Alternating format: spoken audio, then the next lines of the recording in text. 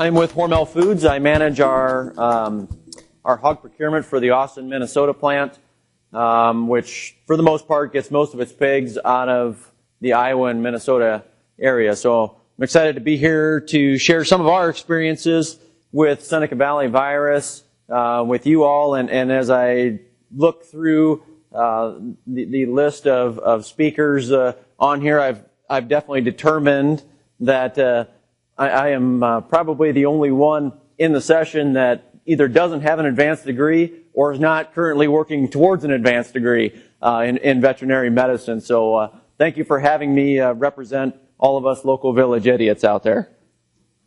So we're going to run through a little bit of what Hormel Foods' protocol is for dealing with foreign animal diseases. And I think that's important from the context of when we talk about Seneca Valley virus, the clinical signs of that mirror foreign animal diseases, specifically foot and mouth disease. And in the absence of that, quite frankly, I wouldn't be up here speaking to you today. I probably wouldn't even be at this conference, and Seneca Valley virus may not even make the agenda. And so it's definitely important to view that from the lens of what it could have in terms of trade impact implications and so on and so forth. Then talk a little bit about our cases that we've seen and how those have progressed at Hormel, and then certainly if you have any questions, don't be bashful to ask those. So in terms of our foreign animal disease protocol, this was really developed, and we've had one at varying levels and degrees for quite some time. Some of you may or may not be familiar, but we had a foreign animal disease scare at the Austin plant back in about maybe 2007 with a load of pigs that was imported for slaughter from Canada. And that really sent up everybody's alarms, because at that time that was really one of the first quote-unquote close calls that we had had. And so we really learned a lot from that experience in terms of what it takes in terms for communication between all the different government bodies, and really how do we as Hormel need to be better prepared for that as a company, but then also how do we better prepare our producers, better prepare our industry, and set those up for success. And so during the course of time, we've been actively involved with some of the foreign animal disease committees and work that's gone on because of that. So typically what will happen is either one of our receiving staff out in the livestock yards and or FSIS there at the plant will notice a foreign animal disease suspect. And at that point, really that's kind of when you hit that first stage of alarms, and really it'll be up to our veterinarian on site, the inspector in charge, to determine, is this an animal that we need to escalate up the chain to foreign animal disease experts. This seems very, very common sense, and some of these things you talk about, but then when you start thinking about the context and the volume that we're dealing with, are much, much more difficult to to implement than what they seem. So we're going to minimize movement and segregate any lot of pigs, which may be a concern for us. Obviously, this one is one of those things that seems very, very common sense, but in practicality is extremely difficult to implement. When you consider that we have 120 semi-loads of pigs arriving to our plant every day, you've probably got over 100 employees between the 3 shifts working out in the livestock area. It becomes very, very difficult to minimize foot traffic and kind of stop that any possible spread of disease once you're at our location. So it sounds very, very simple and very easy, but practicality standpoint is not an easy thing to implement. The next step that we go through is really starting to do a lot of that legwork and background work that we think would be very useful if we ever get to the point of a foreign animal disease investigation. So one of the first things that I do is look at, do we have any other loads of pigs that arrive from this farm here at the plant? Either are they here at the plant right now, we've got pigs that are coming later, and you all know how swine systems work. Typically you do get more than one load of pigs out of a particular finishing barn, or at least 2 barn site in a day.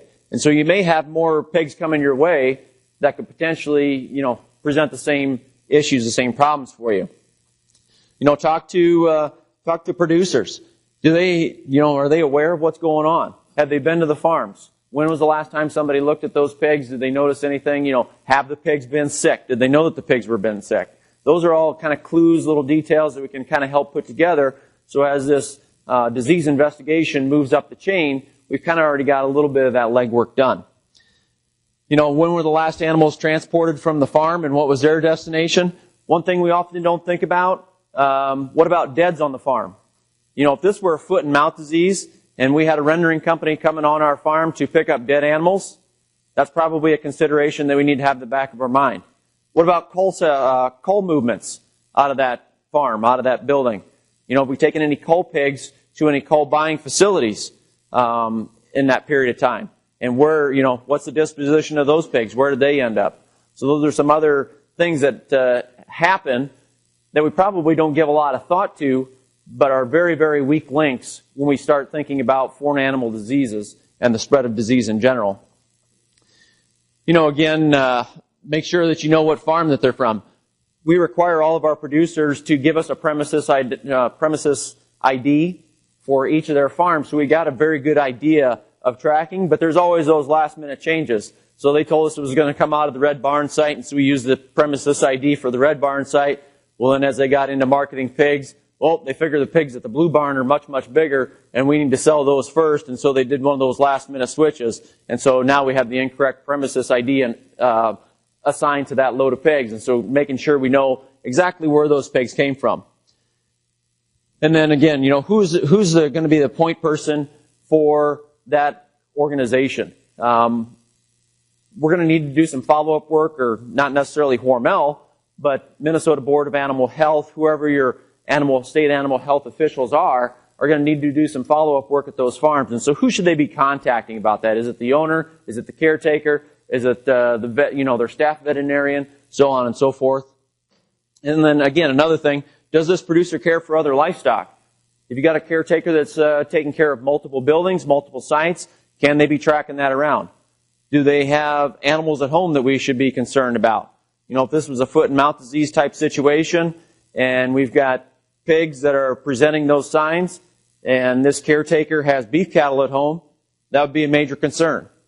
Okay, so those are other items that, a lot of times we don't necessarily stop and think about, but yet certainly probably deserve some thought. So FADD is Foreign Animal Disease Diagnostician. Those will be dispatched from the State Board of Animal Health. Again, I guess one thing on here that they haven't, or we've gone away from, is actually collecting blood, just because that maybe they got better ways to test for that via the oral and nasal swabs, and then testing for the vesicles. And then, one thing too, don't get caught with your pants down, which is one thing we basically learned back in 07 or 08. Have a plan to assist this FADD when they get there, so that way they spend a minimal amount of time at your plant so they can get those samples going to a lab so you can get results back fast. So you're going to meet with those folks. One thing we do is call ahead to our security. Let them know we got somebody coming in. Again, just speed up that process, because once you're bogged down and got something tagged up, you're not going to be able to move that pen of pigs until you have a negative test result. And so again, that time, you certainly want to minimize that time in between. And then, unfortunately, we've had a lot of experience with foreign animal disease investigations and Seneca virus, and so we pretty well know what the sampling protocol is when they get there. But again, that's a good thing to think about and have planned out ahead of time. So they're going to come, foreign animal disease diagnostician. They're going to look at the entire pen of pigs. So they're going to go through and see, basically look at all those individuals that were delivered from that farm.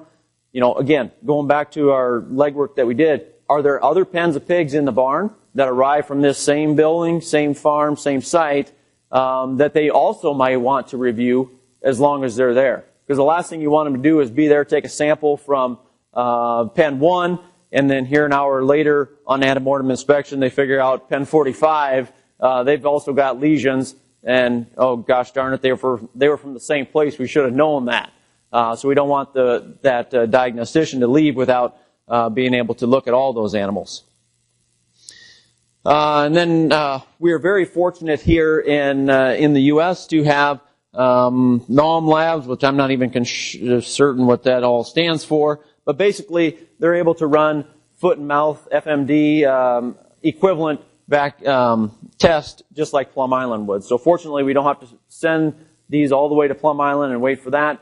University of Minnesota, Iowa State, and several others here in the Midwest are qualified to run those test results. And so we are very, very fortunate as an industry to be able to have that.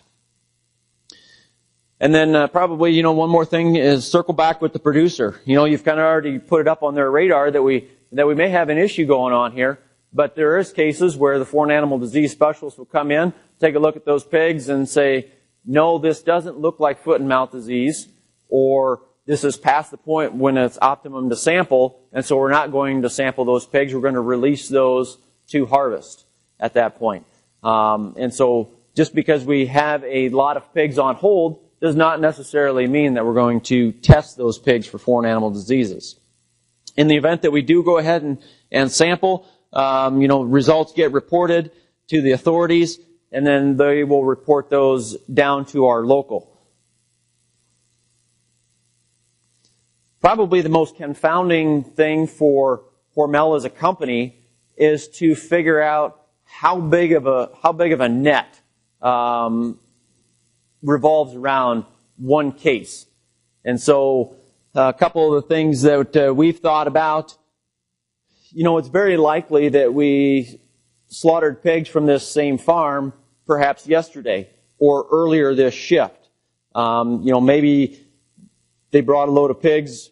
We processed that on first shift. They doubled back, went to the farm, and got a second load that comes later in the day, and now we've got an issue with that second load.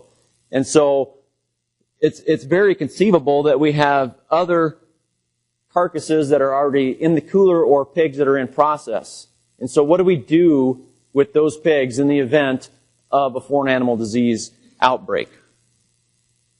Again, other live pigs in the barn. How are those pigs going to be affected, whether they're from that farm or are they pigs that, were in an adjoining pen? Do we need to be concerned about those?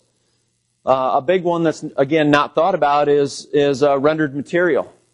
Theoretically, if you process foreign animal disease pigs or, potential suspects, as soon as you stick that pig, you've contaminated basically the entire rendered product for that production day. So think about blood, meat and bone meal, so on and so forth on down the line.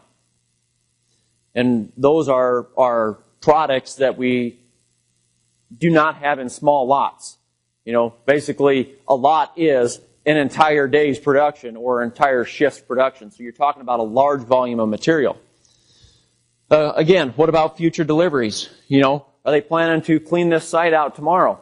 I mentioned coal pigs earlier. What are those? And then again, past deliveries. When we talk about foot and mouth disease and we start doing look backs, there's a certain amount of window that they look back on, and I'm not exactly sure what it is, but it's something like 15 or 20 days, 30 days, something like that. They'll look back and say, have you taken pigs out of this? And so, obviously that product at this point is already in the marketplace. And so what's your ramifications of a product recall on pork items once you get to that point? So with all those considerations in mind, we come up with Hormel's hold policy, which basically says that any animals that we have out of that farm, specifically that premises ID, will be on hold. Now, as we've went to the Seneca Virus era, I'll call it, where we've had multiple cases, we've basically trimmed that down to say specifically that load of pigs which has been tagged up, with the thinking that if you've gotten 3 loads out of that farm today, FSIS has had their chance to go through and do antemortem inspection on all those pigs and pass them as healthy and wholesome. And if they've passed that inspection, then we should be in the clear. And so that's kind of the basis that decisions that we've made at Hormel because of that. One more thing that throws a real monkey wrench into the system is nonambulatory hogs. In Austin, we present those for inspection, and if those down pigs pass inspection, we can harvest those. Now, most of the time, those are not coincided with the harvesting of that other truckload. And so you've got 170 over here that go to processing, say, at 3 o'clock in the afternoon, but this slow pig that was, we sledded off of the truck when it showed up at 11 o'clock that morning was presented for inspection, and that was processed at noon. So going back to carcasses in the cooler, now we have one carcass that's in a completely different, time and lot than what the rest of the pigs are. So it's kind of one of those things that, in the event of worst possible case, what is your tracking like to be able to go find that carcass if you need to? Obviously, cull pigs at the plant, we sort those out, keep them penned, and so if we were ever had a cull pig out of that lot, we need to basically hold all of those cull pigs or be able to identify that one and save that back at the plant until we get a negative FAD. And then, just to clarify further, any lots that have passed intermortem inspection, we're going to say you've had your chance. There was no issues present with those, and so we're going to go ahead, slaughter those, and we're not going to worry about holding the carcasses in the cooler until we get a negative FAD for the other ones. And then obviously dead animals, because we have on-site rendering at our Austin facility, and basically we can cook those to temperatures where they will inactivate foot and mouth virus. We would consider those okay to go here, at least at this point, until somebody instructs us otherwise, I guess. So in our experiences, definitely issues have came up, and we're getting a lot smarter about things. But one of the areas that we can improve on is getting that information back to the farms. So when that state veterinarian comes to the plant to test for foreign animal diseases, part of that protocol is they will follow up at the farms. And so all movement of pigs stops at that farm basically until that investigation loop is closed by the state animal health officials. And so there's been some confusion at times on the farmer's behalf or producer's behalf. Who's going to call me? When are they going to be calling me? And when am I going to know when I can ship again? And all I can say is, well, that's really not my jurisdiction. First thing is we got to get this negative test, and then, depending on what time of day the test was taken, if we're over a weekend, certainly that can be delayed. If we take a test on Friday midday, you may not hear from anybody until Monday. Well, obviously, if they're planning on closing that site out on Monday, you better not plan to ship those pigs because you're not going to be cleared for shipment by then.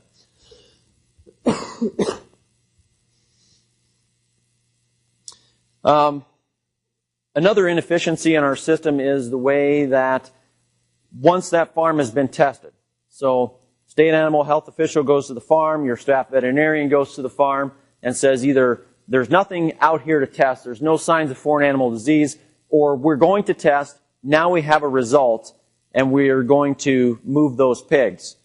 There needs to be a notification sequence that takes place, and that's the way it's currently set up is not very efficient to allow for timely notification. So the way that it's supposed to happen is either the producer or that producer's attending vet would notify our state animal health officials, so the Board of Animal Health, that they're going to be moving pigs. The Board of Animal Health, in turn, notifies state APHIS that there's going to be movement happen, and then state APHIS notifies our local FSIS at the plant. And so you kind of go up to the highest point and then back down the chain, which is a very inefficient way of doing that. And as you can imagine, when you got people that are in meetings, go on vacation, sometimes those things don't happen as smoothly as they should. And so you get pigs arrive to the plant that are showing signs of old lesions that we have tested before, are negative for foot and mouth disease, and yet nobody seems to know about those. And so that's been a bit of a frustration on that. And then for some reason, unfortunately, the Austin plant has been the University of Minnesota Labs' best customer here recently. And we definitely have heard loud and clear that other plants are not experiencing the cases that we have seen. And so to the point where, we've had producers ship 2 loads of pigs to a competing packer on Wednesday, and then they ship 2 loads of pigs to us on Thursday, and the Wednesday pigs had no issue at the other plant, and then they come to Hormel on Thursday, and we get pigs that are tagged up. Why is that? Well, it all comes down to judgment calls of the personnel that you got on site there from an FSIS standpoint, and obviously some people have their radars up for that and are well trained to identify that, and others maybe not quite so much. Even at Hormel, we see differences by shift between inspection personnel. What they consider to be disease targets and what they do not. And then even right now, so go back to fall of 2016, September, October, we were overran with foreign animal disease investigations. And so up to 20% of some of those loads of pigs were showing signs of lesions, scabs, intact vesicles, what have you. And so those were very obvious to see. Now we're down to the point where you got maybe 1 or 2 animals on a whole semi-load that are showing any kind of signs. And so, back last fall, those are ones we wouldn't have worried about because we got bigger fish to fry. Now that the bigger fish are gone, we're going after the goldfish. So some of the things that we've done over time, we've had a good training program in place for a long time with our livestock receiving crew to make them aware of what foreign animal diseases look like so they can be on the lookout and basically escalate that prior to even FSIS getting a look at those pigs. Again, to speed up that process. Letter to all of our hog producers. So basically in 2016 when we started getting hit really, really hard, we went out with a letter to all of our producers basically as an awareness type thing. And then in 2015, kind of when Seneca Virus maybe first emerged as an issue, NPPC had some documents out on that, and then again we followed that up to our producers. One thing that we've done is take a lot of pictures of our suspect pigs at the plant there, either myself, our livestock management team, or the Board of Animal Health officials that have come down to test these pigs. We've got a lot of great pictures that we can get out to the caretakers at these sites, so that way they actually know what they're looking for. Had several incidents where we've had pigs tagged up at the plant, and Dr. McClanahan or Dr. Brad Peterson will go out to the farm or make a call, and whoever the caretaker owner says, well, there's nothing going on here. We haven't seen anything. And then they get there, and you got 10% of the building. You got 2 or 3 pigs in every pen that are showing signs of foreign animal diseases. So it's just an education type of thing that those people maybe not always quite up to speed on what they're looking for when it comes to this. So dive a little deeper and take a look at Seneca Valley virus and foreign animal disease cases specific to the Austin plant. So overall, we've had 90 investigations. Let's call it that. 90 investigations at the plant. And so over here, on the smaller circle, you can see we've had 8% of those cases where the diagnostician, foreign animal disease specialist, comes down, observes those pigs, and says, no, there's no need to test these pigs. These are released for antemortem inspection. Basically they turn it back over to local FSIS. You can process them when you want to. 86% or 77 farms, we actually have sampled at the plant.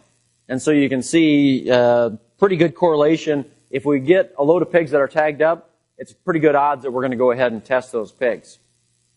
And then just 7% of the pigs that we get in actually come in with an incoming foreign animal disease test.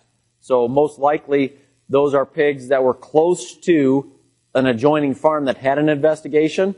And because of the closeness and proximity, when they had their staff vet or whoever else out to release the farm that was tagged up and close that investigation loop, they went ahead and visited the neighboring farm thinking, well, there's a pretty good likelihood the same person does chores at both of these farms. Let's go take a look as long as we're out here. And that's where the majority of these tested on the farm come from, is from an adjoining farm. So if we just pull out the 77 farms that we got here and look at the results of Seneca virus, obviously all of these are negative for foot and mouth disease. But just look at the Seneca virus results. Half of those cases have been positive for Seneca virus on the lab result, and we are very fortunate that the University of Minnesota lab will continue to run Seneca virus results along with foot and mouth results. And they're not getting paid to run the Seneca virus results, is my understanding, at least at last check. And so they're kind of doing that on behalf of the industry and, absorbing that cost at least to this point. So half of those are positive. We got another 23% that are suspect, which I don't really know what suspect means, but you guys are all veterinarians and very smart, so you know that. So basically that's you could say 75% of the cases that we've had have been positive. Got nearly 1/4 of those cases that are negative for Seneca virus, and then 5% are unknown. So we do have some that they didn't necessarily test Seneca virus, or I didn't see what the Seneca virus test result was on those. And then again, on those 77 cases that we sampled and got results on at the plant, now we go back to the farm. So now let's look at what the farm outcome of those loads of pigs were. So we had 17% that, if you bear with me here, 17% were positive at the plant and positive at the farm for Seneca virus when we go back and close that investigation loop on the farm. We got 13% that were positive at the plant, but we can't get that positive result back at the farm. We got 1% that were negative at both places. Nearly 20%, basically they went back to the farm and said, nothing to see here, we're not going to test anything. And so we've got cases at the plant, but we don't have anything to look at the farm. So that's a little confounding and a little frustrating. We've got 16% of those that was the last load of pigs out of that site, and so there's nothing else to even test at that site. No animals left. And then 31% are ones that we actually don't have a status of what the farm is. Either they decided not to test, I didn't get test results. As we go back and forth across state lines, it is definitely more difficult for me to find out what the results of some of those Iowa and Wisconsin tests were than it is to find out what the results of the state of Minnesota cases were. And so we got almost 1/3 of the pigs that are unknown what the status was at the farm. So get into, how does this affect the business? How does this affect Hormel producers, so on and so forth? The good thing is there's not a tremendous amount of economic impact. In other words, we don't have a lot of pigs dying. We don't have, pigs necessarily going off of feed. And so that's great from a producer perspective and is a good thing. At the same time, that's a bad thing. Because if we don't have pigs dying, if we don't have economic losses occurring at some point in the production system, then pharma and our vaccine companies are not going to spend any amount of time to research a vaccine that has a negative return on investment to a producer. And so our knight in shining armor is not going to come to our rescue when there's no dollars to be had there. Obviously, you look at lab fees and cost to Joe taxpayer to continue to fund, this through the Board of Animal Health and be part of our swine health monitoring and safe food supply. Definitely there's lab fees. There's personnel cost fees for our foreign animal disease diagnosticians to continue to do this surveillance.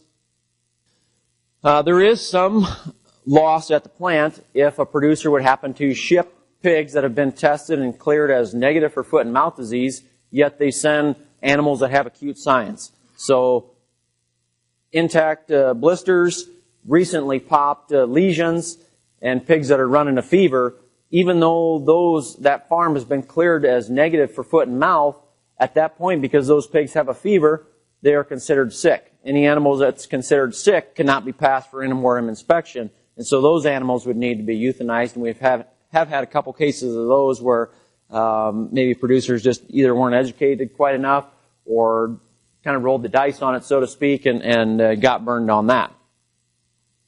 The biggest impact really is lost opportunity dollars.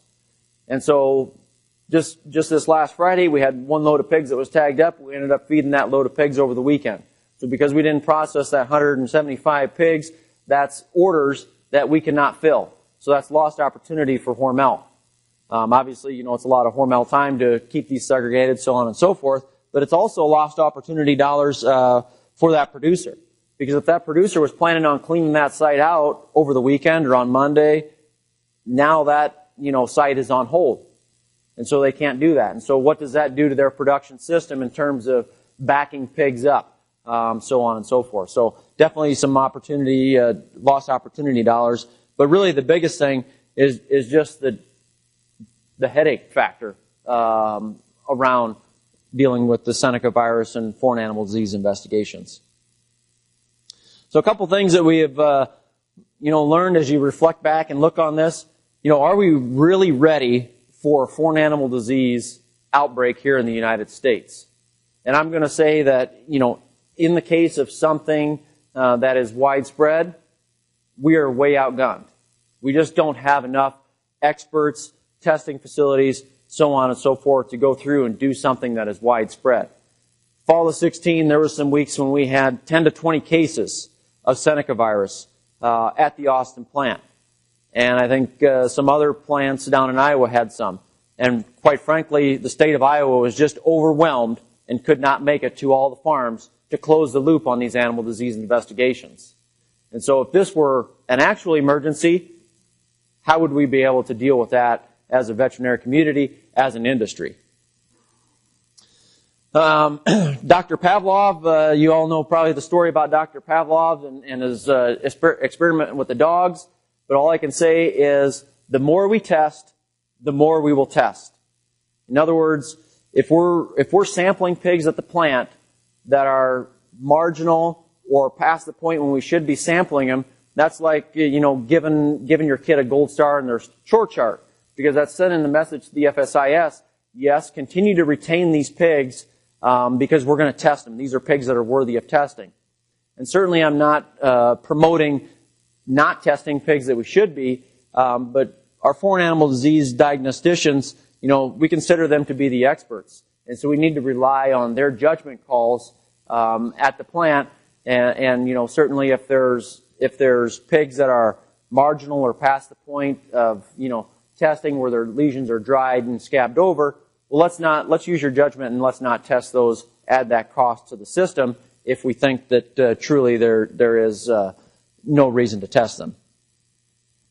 Big opportunity, basically communication. I talked about all the different government bodies. You got the state animal health, our local FSIS, you got APHIS involved, certainly producers, industry. What's that communication system look like? Maybe alluded to a little bit in the first session about, how would you control foreign animal disease outbreak? Everybody's got their area of expertise, their area of jurisdiction, and some of those don't want to give up their jurisdiction very easily, and some of it overrides others. And so how do you figure all that out?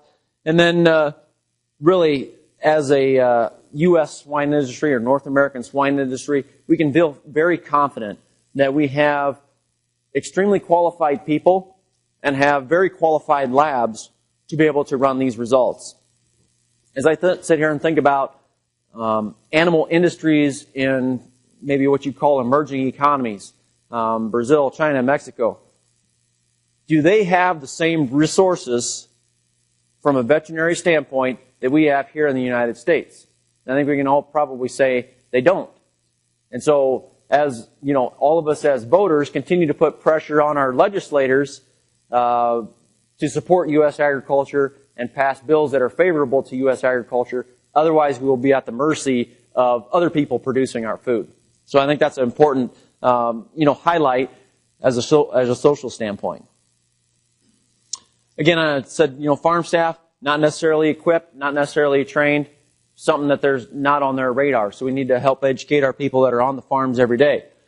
One thing that we have seen is maybe a little bit of seasonality with weather. Most of our cases, have come during the warmer weather months. Last year, August, September, October, those were the big hitters. I would say August was pretty quiet this year, just because it was extremely cool. Had a few cases in July, and things have picked up here in September. Why is that? I don't know. Warmer weather months, we know we use more water in the barns, in the trailers, and in the plant. And so maybe we're just getting those pigs ultra clean, and it's very easy to see those lesions in the plant. When you use more water, certainly your biosecurity is going to go downhill because things like to grow in wet and moist conditions. So maybe that has something to do with it. Flies. Obviously, insect population, when it's warm, goes up. Maybe flies are helping, spread the transmission of this disease from one pig to the next. And that's why we see increased incidence of these during some of the warmer weather months. For sure, one thing that we've been seeing is most of the farms that hit us with cases, this is not their first load out of the building, okay? Most of those farms are over half marketed, if not down to the very last load. And so what that tells me is we definitely have some biosecurity breaches happening at some level, whether it's transportation, whether it's farm staff, tracking those across production sites within a system that we certainly can improve on. The other theory that I have in mind is because you get down to the end of the group, perhaps those pigs have been disease challenged already with something, and that's why they're the slower gaining pigs in the tail end of the barn. And so now that they're disease challenged with PRRS or flu or what have you, now you lay a Seneca virus on top of that, and that allows that Seneca virus to come and express itself in those more disease-challenged pigs. So definitely close out barns anytime you commingle pigs have been really an ongoing problem. Every turn in those barns you're sampling. And then basically the biggest thing is, Seneca virus is just very frustrating. How can you have pigs shipped out of that barn yesterday, not see anything, come back on Friday, and now we've got some concerns. So it's very frustrating to try to track down, especially, when you look at it from a producer standpoint and, what kind of stop gaps or protocols can we put in place on the farm level to mitigate Seneca virus.